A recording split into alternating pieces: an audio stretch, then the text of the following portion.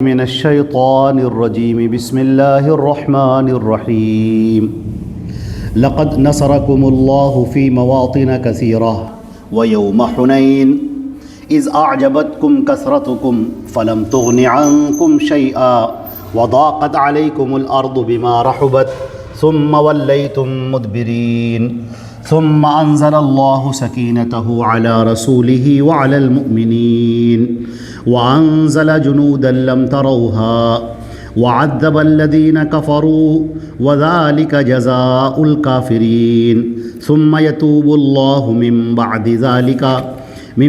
ذلك على من يشاء والله غفور رحيم۔ یہ سورہ توبہ کی آیت نمبر 25 سے یہ شروعات ہو رہی ہے، اور یہ پہلے کے جو مضمون ہیں اس سے جڑی ہوئی باتیں ہیں۔ جہاد کا تذکرہ چل رہا ہے اس سے پہلے، اور جہاد کے احکامات بیان کیے گئے ہیں، اس کی شرطیں بیان کی گئی ہیں، اور مسلمانوں کی بلندی کیسے ہوگی، ان کی عظمت کیسے ہوگی، اس کا تذکرہ کیا گیا ہے۔ اور اس کے بعد اب ایک بہت اہم بات کی طرف اشارہ کیا جا رہا ہے جو مسلمانوں کی عقیدے سے بہت اس کا گہرا تعلق ہے، اور بلکہ زندگی سے اس کا بڑا گہرا تعلق ہے۔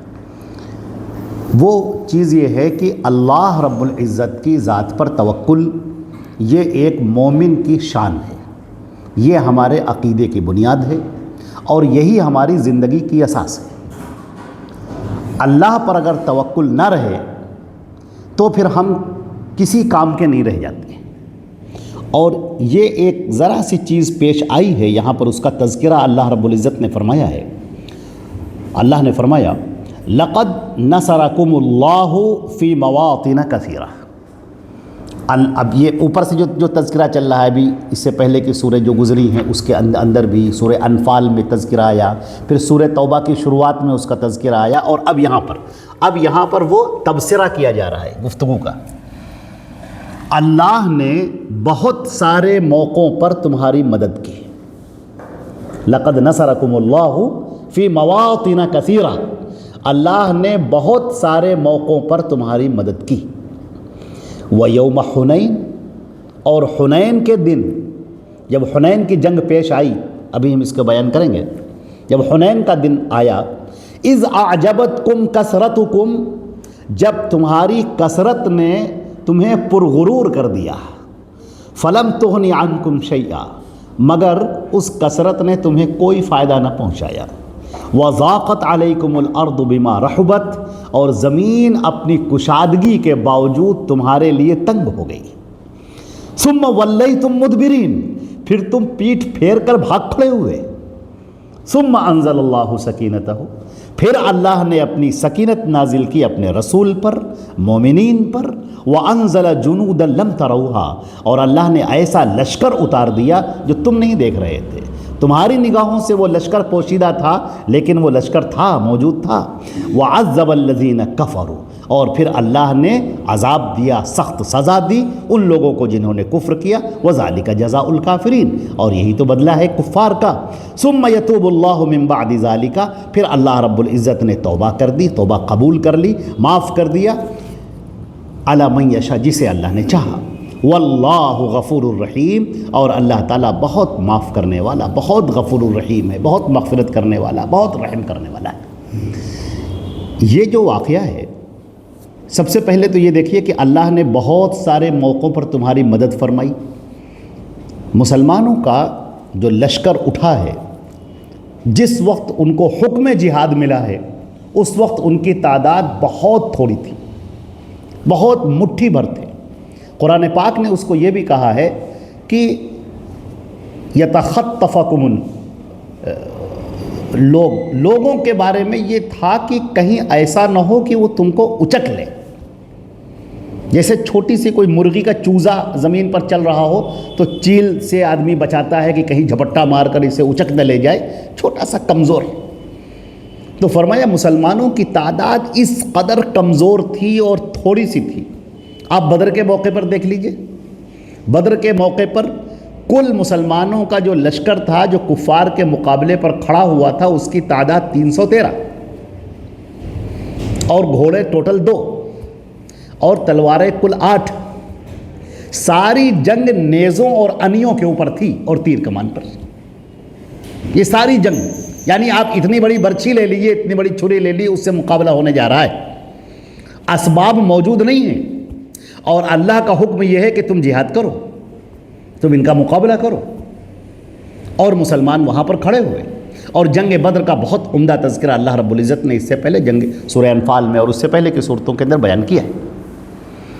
اللہ نے فرمایا کہ وہ ہم نے مدد کی جب تمہاری تھوڑی تعداد میرے حکم پر، میرے لیے جب وہ اٹھ کھڑی ہوئی تو وہ مدد پھر ہم نے اتار دی. اور پھر پوری دنیا نے دیکھا اور ساری دنیا کے مورخین گواہی دیتے ہیں کہ 313 کی وہ قلیل اور تھوڑی تعداد 1000 کے لشکر جرار پر غالب آئی. اللہ نے اسے غلبہ بخشا اور وہ لشکر بھاگ کھڑا ہوا. اس کے بڑے بڑے سرکردہ لوگ سب زمین پر مارے گئے، سب پڑے رہے. ابو جہل اور عتبہ جیسے لوگ مارے گئے. بڑے بڑے ان کے جو سورما تھے، جو بہت بڑے جانباز جانے جاتے تھے، وہ سب کے سب کھیت رہے. یہ اللہ نے مدد کی. پھر یہ مدد یہاں پر رکی نہیں، جنگ احد میں اللہ نے مدد کی. پھر اس موقع پر اللہ نے مدد کی جب کفار کے پورے لشکر نے ڈنکا پیٹ پیٹ کر سب کو جمع کیا، پورے عرب کے قبائل کو جمع کیا اور مدینے کا محاصرہ کر لیا، چاروں طرف سے گھیر لیا. 3 طرف تو لاوا ہے، بڑے بڑے کالے پتھر، نکیلے پتھر جن پر انسان چل نہیں سکتا، اور جو ایک راستہ ہے اس کو گھیر لیا گیا. غزوہ خندق جسے غزوہ احزاب بھی کہا جاتا ہے. اللہ نے فرمایا کہ اس موقع پر ہم نے مدد کی. وہ آیا ہوا کفار کا پورا لشکر، جبکہ وہ سامنے لشکر کھڑا ہے اور اندر سے جو منافقین ہیں وہ تمہارے دشمن، اور یہودیوں کا قبیلہ جس نے تم سے وعدہ کیا تھا کہ ہم تمہارا ساتھ دیں گے، وہ کھلم کھلا تمہارا ساتھ چھوڑ کر کھڑا ہو گیا اور کفار سے جا کر مل گیا. راشن کی بوریاں ان کو جا کر پہنچائیں کہ آپ محاصرہ کیجئے، یہیں پر رہیے، ہتھیار ہم دیں گے، کھانا اناج ہم دیں گے، آپ رکیے یہاں پر. یہ کھلم کھلا ہے مدینے کے اندر کے لوگوں کی بات. اگر اللہ کی مدد نہ ہوتی یا کوئی اور قوم ہوتی تو اب تک مٹ چکی ہوتی، ختم ہو جاتی. لیکن اس محاصرے کے باوجود اللہ رب العزت نے مسلمانوں کو فتح عطا فرمائی. کفار کا لشکر بھاگ کھڑا ہوا اور وہ ایسا موقع تھا کہ اس کے بعد پھر ان کی ہمت نہیں رہی، ان کی کمر ٹوٹ گئی. جنگ بدر سے جو آغاز ہوا تھا، پھر فتح مکہ، اور فتح مکہ میں تو اللہ رب العزت نے ایسی فتح نصیب فرمائی ہے جو پوری دنیا کے لیے ایک حیران کن چیز ہے، ششدر کر دینے والی اور حیران کر دینے والی. پوری دنیا کے مورخین اس بات پر حیرت کرتے ہیں کہ آخر کیسے محمد صلی اللہ علیہ وسلم جو 10,000 کا لشکر لے کر آئے تھے وہ اس پورے مکے پر غالب آ گئے، جبکہ وہ مکے کی جو سٹی ہے وہ پورے جزیرۃ العرب کا مرکز ہے، پورے جزیرۃ العرب کا. اور نہ وہاں پر کوئی خون بہایا گیا، نہ وہاں پر کوئی جنگ کی گئی. اللہ رب العزت نے وہ رعب دیا، وہ چیز دی کہ اللہ رب العزت نے فتح مکہ عطا فرما دیا. مکہ پورا فتح ہو گیا. اور اللہ کے نبی جب داخل ہوئے ہیں مکے کے اندر تو اپنی گردن کو اونٹ سے جھکائے ہوئے تھے بالکل. اور اللہ کی الحمدللہ وحدہ الذی حزم الاحزاب وحدہ ونصر عبدہ، اس اللہ کا شکر ہے جس نے اپنے بندے کی مدد کی. اکیلے تنے تنہا اس اللہ نے سارے لشکر کو شکست دی اور اپنے بندے کی مدد فرمائی. یہ عالم تھا. جو لوگ گرفتار ہو کر سامنے آئے، وہ لوگ جو مسلمانوں کو اذیتیں دینے والے، تکلیفیں دینے والے، بار بار آ کر حملے کرنے والے، اور جب معافی مانگنے کے لیے کھڑے ہوئے ہیں آ کر تو اللہ کے نبی صلی اللہ علیہ وسلم نے سب کو معاف کر دیا. یہ اب دیکھ رہے ہیں صورتحال. پھر مکے کے اندر سے بہت سارے لوگ اسلام میں داخل ہوئے، تقریباً 2000 جو اس موقع پر اسلام میں داخل ہوئے. فتح مکہ میں ابھی آپ مکے کے اندر موجود تھے، 19 دن آپ نے قیام کیا ہے وہاں پر. تبھی آپ کو خبر ملی کہ ایک عرب کا بہت بڑا قبیلہ، 2 بڑے قبیلے تھے، جو مکے اور طائف کے درمیان تھے، یہ قبیلہ بنو ثقیف اور قبیلہ حوازن، یہ ان کے نام تھے، قبیلہ ثقیف اور قبیلہ حوازن۔ یہ دو بڑے قبیلے تھے اور بڑے جنگجو قبیلے تھے۔ یہ تیر انداز بہت بڑے تھے، تیروں کے چلانے والے بہت مشہور۔ عوف ابن مالک ان کا سردار تھا۔ عوف ابن مالک نے اپنے سارے قبیلے والوں کو جمع کیا اور اپنے لوگوں کو جمع کیا اور کہا کہ یہ کیا بات ہے کہ ان مکے کے لوگوں نے بغیر لڑے ہوئے مکے کو حوالے کر دیا، لیکن ہم لوگ ایسے بزدل نہیں ہیں، ہم مقابلہ کریں گے۔ اور پھر انہوں نے وہ تیاریاں شروع کر دی مسلمانوں پر حملہ کرنے کے لیے۔ اللہ کے نبی صلی اللہ علیہ وسلم نے جب اپنے جاسوس بھیجے تو پتہ چلا کہ جو عوف ابن مالک ہے، جو وہاں کا سردار ہے، وہ لوگوں کے گھر گھر جا کر لوگوں کو آمادہ کر رہا ہے اور دوسرے قبائل کو اپنی طرف ملانے کی کوشش کر رہا ہے۔ اس کے قبیلے کے لوگ کہہ رہے ہیں کہ جنگ کی کوئی ضرورت نہیں ہے، لیکن وہ کہہ رہا ہے کہ نہیں، جنگ ہوگی۔ اور تاریخ نے دیکھا ہے کہ یہ بالکل فیصلہ کن جنگ تھی۔ اس کے بعد سے پھر ایسی کمر ٹوٹی ہے کہ پھر اس کے بعد پھر کفر اٹھنا، کھڑے ہونے کی اس کی طاقت نہیں رہ گئی۔ جنگیں تو ہوئیں، لیکن یہ نبی کریم صلی اللہ علیہ وسلم کی یہ وہ جنگ تھی، ایسی جنگ، ایسی فیصلہ کن جنگ کہ جس کے بعد پھر کفر کی ہمت نہیں رہی حملہ کرنے کی۔ جنگیں ہوئیں، چھٹ پٹ جنگیں ہوتی رہیں، لیکن یہ جو بڑی جنگ تھی، اس میں مسلمانوں کی تعداد 12,000، 10,000 تو مکے سے آئے ہوئے تھے وہ جو آپ کے ساتھ میں تھے، اور 2,000 یہاں مکے کے نو مسلم جو نئے نئے اسلام لائے تھے وہ سب شامل ہو گئے۔ 12,000 کا لشکر۔ نبی کریم صلی اللہ علیہ وسلم نے جب حکم دیا، شوال کی بات ہے، شوال کا مہینہ تھا، جب آپ نے حکم دیا کہ لشکر تیار کیا جائے، نکالا جائے، تو لشکر کی کثرت دیکھ کر کہ 12,000 کا لشکر، کہاں 313 تھے پہلے، مٹھی بھر کی تعداد، اور آج 12,000 کا لشکر، فریرے سب پھیلا رہے ہیں، پورا پرچم لہرا رہا ہے۔ تو بعض کہنے والوں نے کہا آج ہماری اتنی بڑی تعداد ہے کہ ہم لن نغلب اليوم من کثرت، آج ہم کثرت کی بنیاد پر اپنے دشمنوں پر ہار نہیں سکتے، آج ہم جیت کر رہیں گے، ہماری اتنی بڑی تعداد ہے۔ اور حوازن اور ثقیف کی کل تعداد 4,000، یعنی دشمن کا جو ہے اس کی تعداد 4,000، اور مسلمانوں کا جو لشکر ہے وہ 12,000 کا۔ تو بعض کہنے والوں نے کہہ دیا کہ آج ہم ہار نہیں سکتے، آج ہماری اتنی بڑی تعداد موجود ہے، آج ہمارے پاس ہتھیار بھی ہیں، آج ہمارے پاس طاقت بھی ہے، لوگ بھی ہیں، آج تو ہم جیت کر رہیں گے۔ میرے عزیزوں، میرے بھائیوں، یہی وہ موقع ہے، یہ وہ موقع ہے جو اللہ رب العزت کو پسند نہیں آیا۔ اللہ کے نبی صلی اللہ علیہ وسلم کے کانوں میں جب یہ آواز پڑی تھی، آپ کو بھی بات پسند نہیں آئی، لیکن کہنے والے تو کہہ دیے۔ اب اللہ کو یہ دکھانا مقصود تھا کہ تم دیکھ لو کہ تم جو جنگیں جیت رہے ہو وہ اللہ کی مدد سے جیت رہے ہو، تمہاری اپنی کوئی حیثیت نہیں ہے۔ یہ جو جنگیں برپا ہو رہی ہیں، جو تم جنگ کر رہے ہو، یہ اللہ کی نصرت کی وجہ سے تم جیت رہے ہو۔ لہٰذا اگر اللہ کے احکام کی تم خلاف ورزی کرو گے، اسی پر تمہارا توکل نہیں رہے گا، تو تم جنگیں کیسے جیتو گے؟ لہٰذا 12,000 کا جو یہ لشکر چلا ہے، اور جس کو قرآن پاک نے کہا اذ اعجبتکم کثرتکم، تمہاری کثرت نے تمہیں خوش کر دیا، پرغرور کر دیا، تمہیں بڑا اچھا پھول گئے، تمہارے سینے پھول گئے کہ آج اتنی بڑی تعداد، اتنا بڑا لشکر، آج تو ہم ہار نہیں سکتے۔ اور ادھر بنو ثقیف اور حوازن کے لوگوں نے حنین کی جو وادی تھی، حنین ایک مقام کا نام ہے، جگہ کا نام ہے، جو نشیبی زمین ہے، پہاڑیوں کی زمین ہے، وہاں پر ہر درے پر، ہر غار پر، ہر نکلنے کے راستے پر اپنے لوگوں کو بٹھا دیا، ماہر تیر اندازوں کو سب کو بٹھا دیا، اور مسلمانوں کا لشکر اب کو اس وادی سے ہو کر ہی نکلنا تھا، اسے راستہ تو وہی تھا، اور اب یہ امید تھی کہ اب ہم یہاں سے نکلیں گے، آگے میدان جنگ ہے، جنگ کا بڑا وسیع میدان ہے، وہاں پر اپنا لشکر تیار کریں گے، وہاں پر کھڑے ہوں گے، اور اس کے بعد وہاں پر جنگ ہوگی۔ لیکن مسلمانوں کا لشکر جو صبح کے وقت روانہ ہوا بعد فجر، جب وہ روانہ ہوا آگے بڑھا اور جیسے ہی اس نے وادی حنین میں قدم رکھا وہ پہاڑیوں کا سلسلہ جیسے ہی شروع ہوا کہ چاروں طرف سے تیر برسنے شروع ہو گئے اور وہ تاک تاک کر تیر مار رہے تھے اوپر سے. لہذا یہ جو لشکر تھا مسلمانوں کا یہ پھٹ گیا اور ایسا ہوا کہ سب از ولوا مدبرین، تم پیٹھ پھیر کر بھاگ کھڑے ہوئے. ایسا چاروں طرف سے تیر چلنے شروع ہوئے کہ آدمی اب اپنی جان بچا رہا ہے اور جان بچانے کے لیے بھاگ رہا ہے.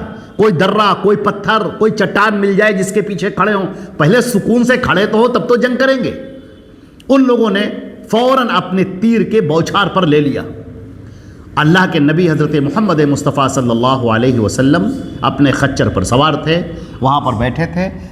چند صحابہ کرام کے علاوہ تقریباً 300 یا 350 400 کی تعداد مان لی، بس 300 سے 400 کی تعداد کے بیچ میں وہ صحابہ وہاں پر موجود رہ گئے جو آپ کو گھیرے ہوئے تھے، جو آپ کے ساتھ میں تھے، جو قلب میں تھے، جو لشکر کا مین جو حصہ ہوتا ہے، جہاں پر علم ہوتا ہے، پرچم ہوتا ہے، جہاں پر وہ اللہ کے نبی صلی اللہ علیہ وسلم کے ساتھ میں تھا اور تقریباً 400 صحابہ کرام وہاں پر موجود تھے. یہ آپ کے ساتھ میں کھڑے رہے. باقی پورا لشکر تتر بتر ہو گیا. اللہ کے نبی صلی اللہ علیہ وسلم نے وہاں پر ایسے موقع پر آپ آگے بڑھے اور بہت زور کی آپ نے آواز بلند کی. رجزیہ آپ نے اشعار پڑھے ہیں. اپنے گھوڑے سے اتر کے، اپنے جو خچر پر آپ بیٹھے ہوئے تھے اس سے اتر کے آپ نے شعر پڑھے. اس کے لگام کو پکڑ کے آپ نے زور سے کہا انا النبی لا کذب انا ابن عبد المطلب، میں نبی ہوں، جھوٹا نہیں ہوں. یہ سارا لشکر بھاگ جائے تب بھی میں ڈٹا رہوں گا اسی طریقے سے. میں سچا نبی ہوں، میں جھوٹا نبی نہیں ہوں، اور میں عبد المطلب کا بیٹا ہوں. عبد المطلب جو ماہر ہیں، جو اپنی بہادری میں یکتا تھے، مثال تھی ان کی، مثال دی جاتی، میں ان کا بیٹا ہوں. اس کے بعد آپ نے عباس سے کہا. حضرت عباس کی آواز بڑی تند تھی، بڑی تیز آواز تھی، آواز جہوری الصوت تھی، بڑی تیز آواز تھی. آپ نے کہا آواز دو، اصحاب بیعت رضوان کہاں ہیں اور انصار کہاں ہیں؟ مہاجرین کہاں چلے گئے؟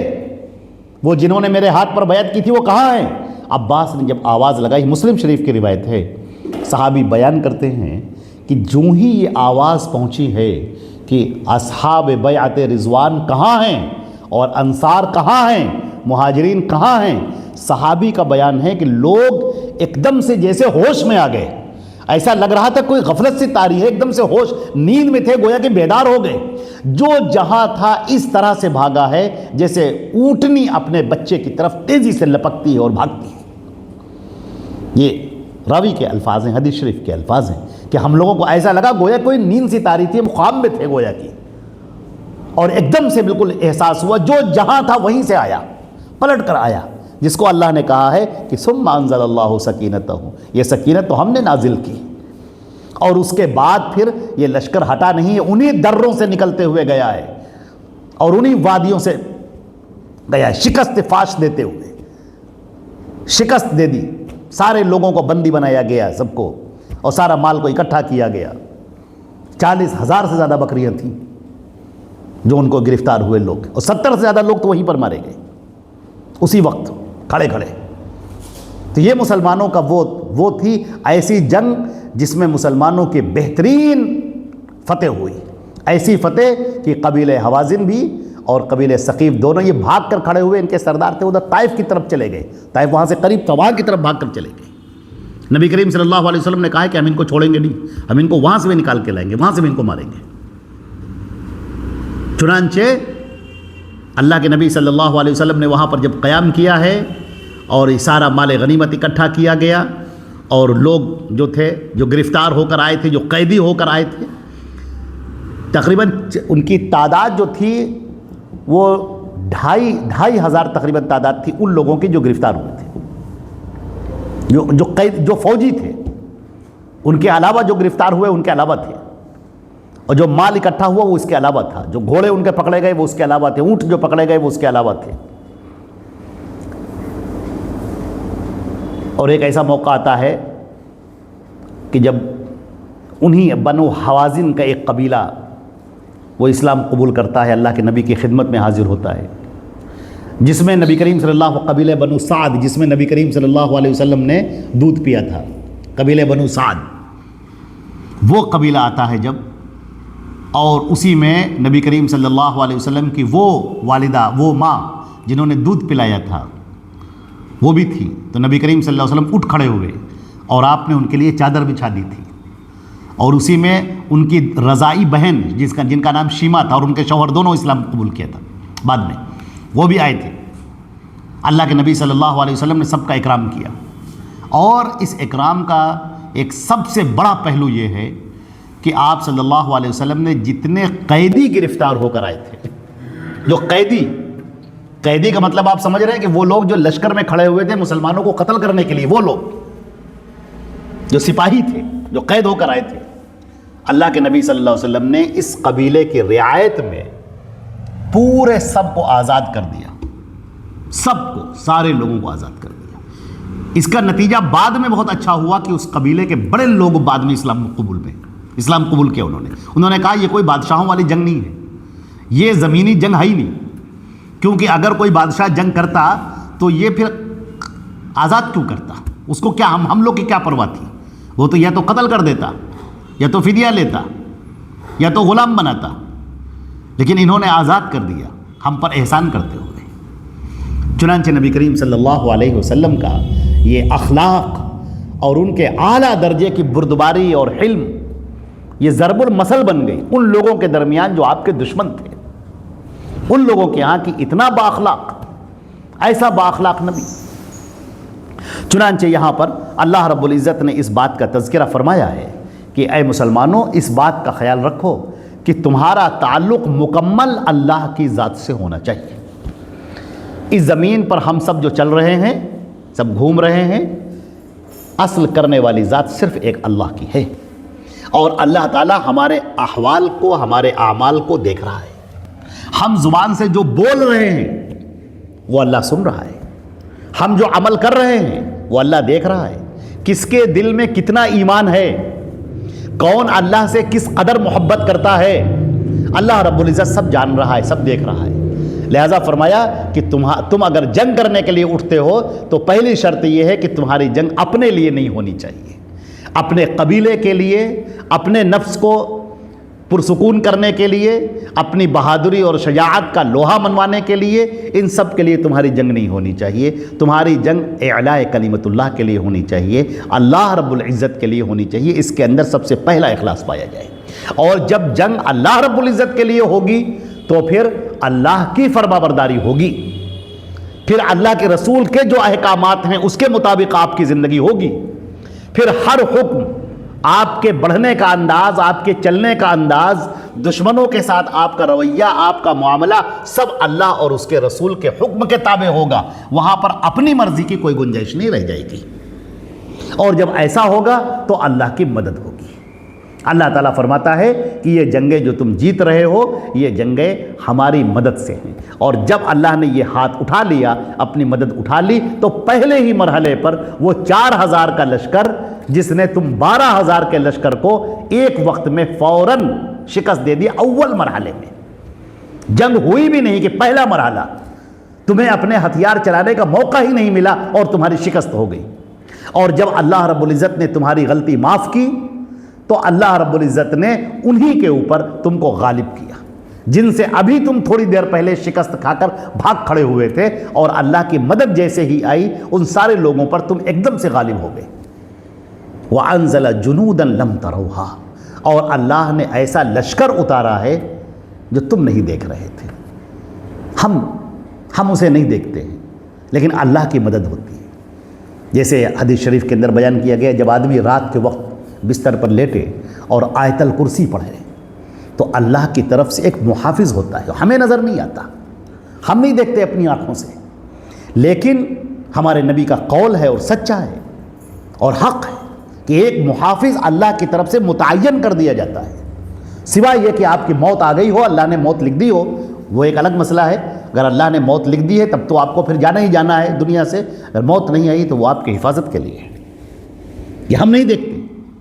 عام حالات میں انسان جب آگے چلتے ہیں تو یحفظونہ من امر اللہ، اللہ کے فرشتے ہیں جو ان انسانوں کی حفاظت کرتے ہیں، وہ ان کو اپنے دائرے میں لے کر چلتے ہیں، اللہ کی حفاظت ہوتی ہے۔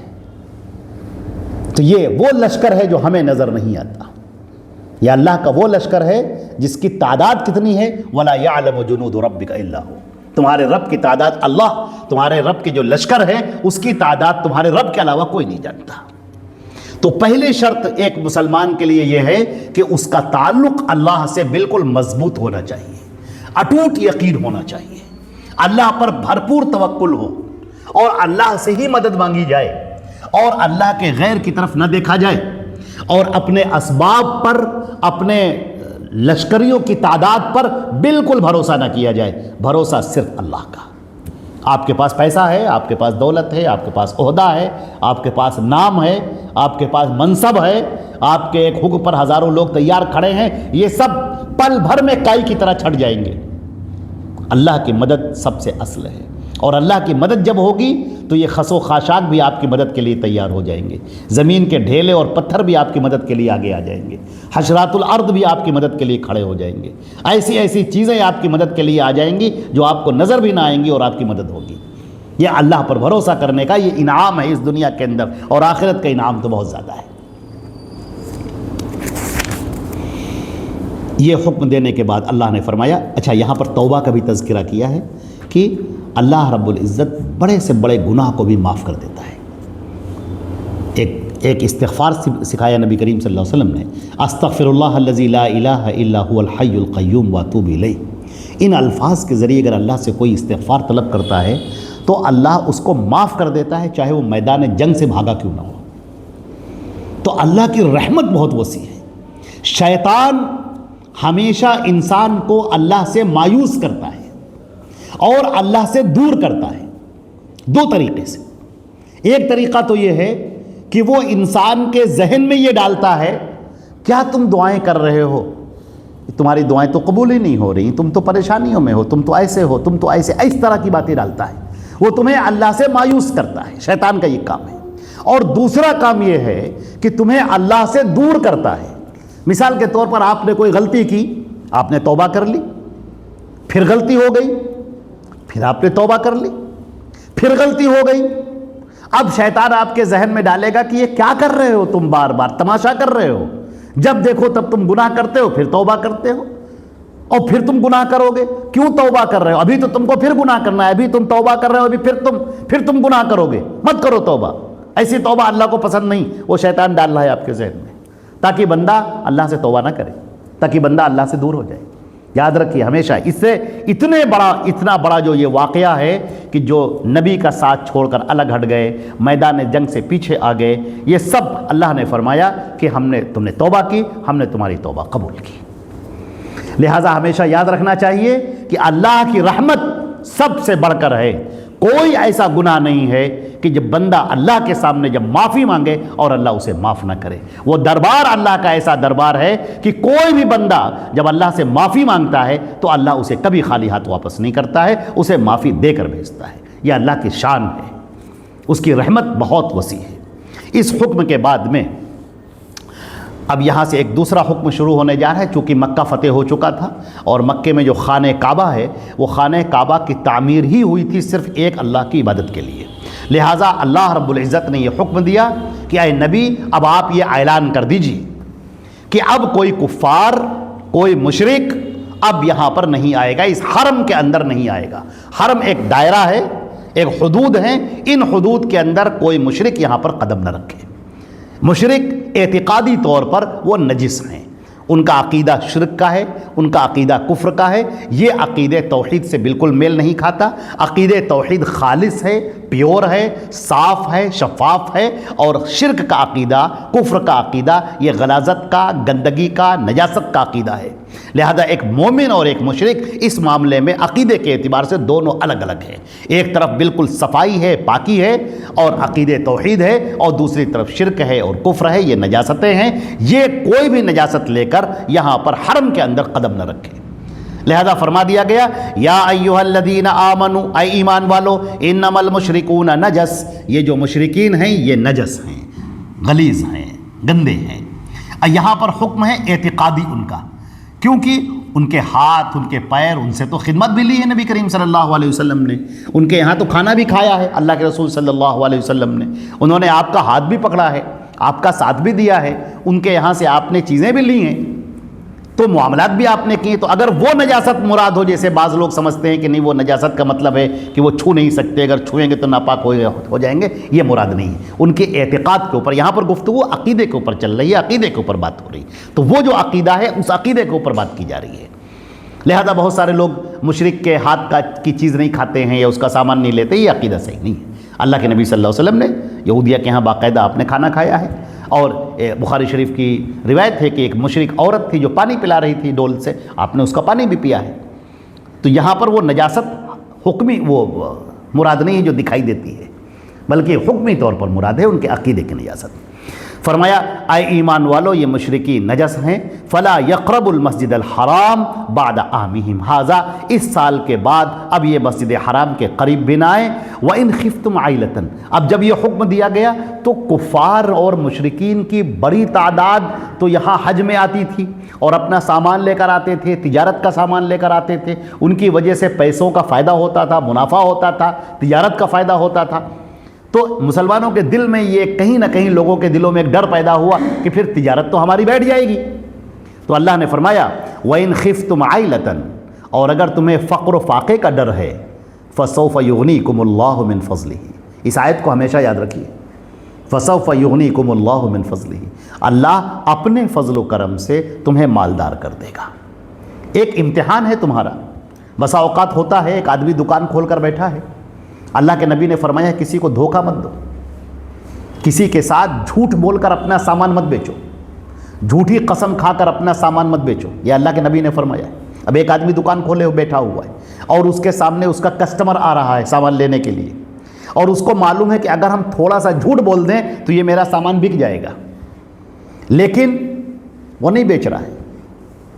اس نے اللہ کے حکم کی پرواہ کی ہے اور وہ کہہ رہا ہے کہ نہیں، ہم جھوٹ بول کر اپنا سامان نہیں بیچیں گے، ہمارے 10 سامان کے بجائے 2 سامان بکیں گے، لیکن ہم سچ بولیں گے. اب اس کو جو پیسہ ملا وہ قلیل پیسہ ہے، تھوڑا پیسہ ہے. اللہ تعالیٰ فرماتا ہے کہ ہم اس کے اندر برکت رکھیں گے. تم اپنے اس امتحان میں کامیاب ہو کر دکھاؤ، پہلے اس امتحان میں تم کامیاب ہو، پھر اللہ رب العزت تمہارے لیے دہانے کھول دے گا رزق کی.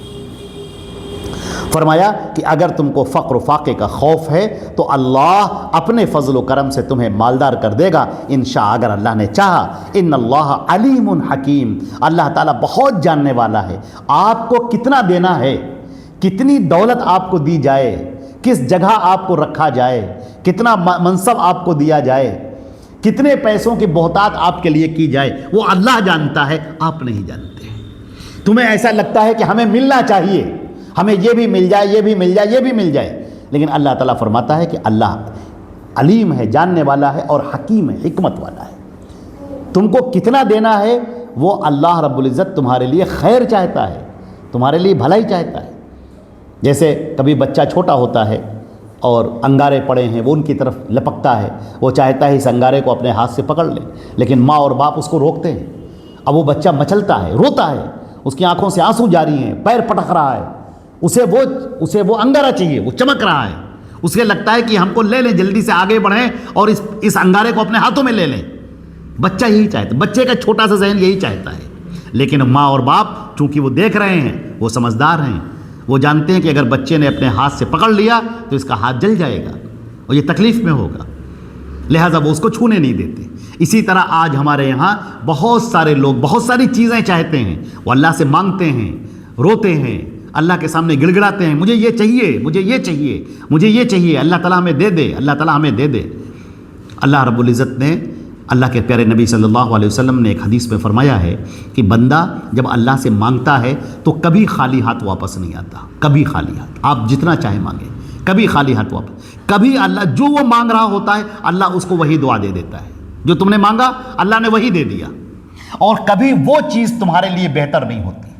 تمہارے جو مستقبل میں لکھی ہوئی ہے، تمہاری تقدیر میں جو لکھی ہوئی ہے، وہ اللہ دیکھ رہا ہے، تم نہیں دیکھ رہے ہو. وہ تمہارے لیے بہتر نہیں ہے، یہ اللہ دیکھ رہا ہے، اللہ کو معلوم ہے، تمہیں نہیں معلوم ہے. اللہ کو معلوم ہے کہ یہ چیز دے دی گئی تو اس کے لیے یہ بہتر نہ ہوگا، تو اللہ رب العزت اس چیز سے بہتر کچھ چیز دے دیتا ہے، اس چیز سے اچھی چیز تم کو دے دیتا ہے. اب وہ نعمت ہے انسان کے پاس، لیکن اس کی نگاہ اسی کی طرف ہے کہ نہیں وہ نہیں ملا مجھے، وہ نعمتوں کی طرف اس کو فکر نہیں ہے۔ اور ایک اور بات بھی ہے، اللہ رب العزت بسا اوقات اس کی دعا کو رکھ لیتا ہے اپنے پاس، اور کل قیامت کے دن جب نامہ اعمال تولے جا رہے ہوں گے تو اللہ تعالیٰ فرمائے گا اپنے فرشتوں سے کہ فرشتوں ٹھہرو، اس بندے کی کچھ نیکیاں میرے پاس ہیں۔ تو بندہ حیرت کرے گا، پروردگار کون؟ ساری تو نیکیاں جو میں نے کی تھیں وہ تو سب لکھی ہوئی ہیں، وہ تو سب مل گئی مجھے، اب تو کوئی نیکیاں نہیں۔ اللہ تعالیٰ اسے قریب بلائے گا اور کہے گا اچھا یہ بتاؤ تم نے دنیا میں یہ دعا مانگی تھی مجھ سے؟ وہ کہے گا ہاں پروردگار میں نے مانگی تھی۔ اللہ تعالیٰ فرمائے گا کیا میں نے تجھے دی؟ وہ کہے گا نہیں اللہ تعالیٰ آپ نے مجھے نہیں دی، وہ چیز مجھے نہیں ملی۔ اللہ تعالیٰ فرمائے گا آج اس کا بدلہ تمہیں دیا جائے گا۔ ادھر کی طرف دیکھو، اور جب وہ دیکھے گا تو پہاڑوں کی طریقے سے نیکیاں لگی ہوں گی۔ اللہ تعالیٰ فرمائے گا یہ سب نیکیاں تمہارے لیے۔ اسی طریقے سے اس کی کئی دعائیں، تم نے یہ مانگا، تم نے یہ مانگا، تم نے یہ مانگا، تم نے یہ مانگا اور ہم نے نہیں دیا، آج اس کا یہ بدلہ ہے۔ تو بندہ اس وقت چیخ اٹھے گا اور کہے گا اے میرے پروردگار کاش کی دنیا میں میری کوئی دعا قبول نہ ہوتی، سب کا بدلہ آج مجھے یہاں ملتا۔ دنیا کی زندگی تو ختم ہو گئی، وہ تو ختم ہونے والی ہے، ایک نیند ہے اور اس کے اندر آپ پا رہے ہیں جو کچھ، آنکھ کھلی تو حقیقت میں کھڑے ہو گئے۔ اسی طریقے سے ہم اور آپ اس دنیا کی زندگی میں جی رہے ہیں، جو بھی نعمتیں مل گئیں، اچھا ہے برا ہے، اچھے حالات ہیں برے حالات ہیں، سب ہیں۔ ایک وقت آئے گا کہ موت آ جائے گی، اور جب موت آ جائے گی تو گویا ہم ابھی تک نیند میں تھے اور اب ہماری آنکھ کھلی۔ نیند کے اندر آپ کتنی لذتیں حاصل کر لیجئے، کتنی نعمتیں آپ حاصل کر لیجئے، لیکن آنکھ کھلنے کے بعد جو حقیقت ہوتی ہے وہی اصل ہوتی ہے۔ نیند کے اندر خواب میں آپ کتنے ہی محلات میں کیوں نہ ہوں، اونچے سے اونچے محل میں کیوں نہ ہوں، اور کتنا ہی انجوائے کیوں نہ کر رہے ہوں، اور کتنے ہی انواع و اقسام کے دسترخوان آپ کے سامنے لگے ہوئے ہیں، اور آنکھ کھلی تو خواب تھا جو کچھ کی دیکھا، جو سنا افسانہ تھا۔ ایک دم سے آدمی کو احساس ہوا کہ ارے یہ تو کچھ ہے ہی نہیں، سب خواب تھا۔ اسی طریقے سے دنیا کی زندگی الا عشیۃ وضحاہا، بہت تھوڑی زندگی ہے یہ، یہاں کوئی بھی چیز دائمی نہیں ہے۔ آپ کو نعمت مل گئی ٹھیک ہے، آپ کو بادشاہت مل گئی ٹھیک ہے، اس کا بھی تو خاتمہ ہونا ہے۔ کوئی بھی نعمت، کتنی بھی بڑی نعمت یا پریشانی یا دقتیں یا مسائل، یہ سب اللہ نے ہمارے اوپر ڈال رکھا ہے، اور اللہ بہتر جانتا ہے اور ہم نہیں جانتے ہیں۔ ہم اللہ سے مانگتے رہیں۔ صحابہ کرام نے کہا تھا اذا نکثر یا رسول اللہ، اللہ کے رسول پھر تو ہم خوب دعائیں کیا کریں گے۔ فرمایا اللہ اکثر، اللہ اس سے بھی زیادہ دینے والا ہے، جتنا تم تصور کر رہے ہو اس سے زیادہ اللہ دینے والا ہے۔ تو وہ جو آخرت کی زندگی ہوگی جہاں پر ہم کھڑے ہوں گے اور اس وقت ہمیں معلوم ہوگا یا لیتنی قدمت لحیاتی، کفار کہیں گے کاش کہ میں نے زندگی کے لیے کچھ کیا ہوتا، اب تو زندگی شروع ہوئی ہے، یہ ہے ہماری اصل زندگی۔ اس وقت انسان کہے گا کاش کہ میں نے کچھ کیا ہوتا۔ تو اللہ تعالیٰ فرماتا ہے اللہ جانتا ہے اور تم نہیں جانتے۔ اللہ علیم، ان اللہ علیم حکیم۔ پھر اللہ نے یہاں پر حکم دیا ہے، یہ حکم مومنین کے لیے ہے اس موقع پر جب کہ کفار اٹھ کھڑے ہوئے ہیں اپنی تلواریں لے کر، اور یہ توحید کی دعوت ان کو برداشت ہو نہیں رہی ہے، چنانچہ مختلف قبائل کھڑے ہوئے ہیں کہ نہیں ہم اس کا مقابلہ کریں گے اور اس دعوت کو ختم کریں گے، مسلمانوں کو قتل کریں گے، اللہ کے نبی کو قتل کریں گے، یہ سب ارادے کے ساتھ اٹھ کھڑے ہوئے ہیں۔ اللہ تعالیٰ نے حکم دیا ہے کہ مسلمانوں اب اپنی تعداد کو مت دیکھو، اپنے اسباب کو مت دیکھو، صرف اللہ کے اوپر بھروسہ کرو اور اٹھو، اور اٹھ کر مقابلہ کرو ان لوگوں کا۔ لہذا حکم دیا گیا قاتل الذین لا یؤمنون باللہ ولا بالیوم الآخر، جنگ کرو ایسے لوگوں سے جو ایمان نہیں لاتے ہیں اللہ پر نہ ہی آخرت کے دن پر، ولا یحرمون ما حرم اللہ ورسولہ، اور اس چیز کو حرام نہیں کرتے ہیں جو اللہ نے حرام کیا ہے، اللہ نے اس کے نبی نے، اس کے رسول نے، ولا یدینون دین الحق، اور دین حق کی وہ پیروی نہیں کرتے ہیں، من الذین اوتوا الکتاب، ان لوگوں کو بھی جو اہل کتاب میں سے ہیں، حتیٰ یعطوا الجزیۃ، یہاں یہ جنگ چلتی رہے گی یہاں تک کہ وہ جزیہ دیں عن یدین اپنے ہاتھوں سے، وہم صاغرون ذلت کے ساتھ۔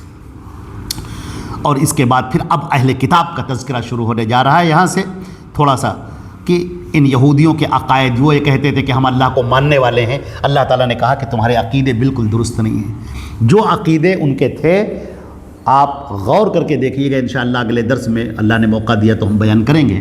اللہ نے عقائد کا یہاں پر ذکر کیا ہے، یہودیوں کے اور نصارہ کے عقائد کا، اور کہا یہ کتنا ہی کہیں کہ ہم اللہ سے محبت کرتے ہیں اور ہم جنت کے حقدار ہم ہی ہیں اور ہم سیدھے جنت میں جائیں گے، لن تمسنا النار الا ایاما معدودا، جہنم کی آگ ہمیں چھو ہی نہیں سکتی ہے، اگر چھوئے کہ بہت بڑے مجرم ہوئے تو تھوڑی دیر کے لیے۔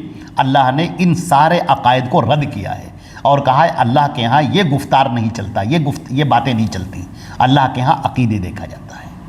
لہٰذا آپ دیکھیں گے کہ جو عقائد بیان کیے جا رہے ہیں وہ عقائد مسلمانوں کے ہاں آج بھی پائے جا رہے ہیں۔ اللہ تعالی ہم کو اور آپ کو معاف فرمائے۔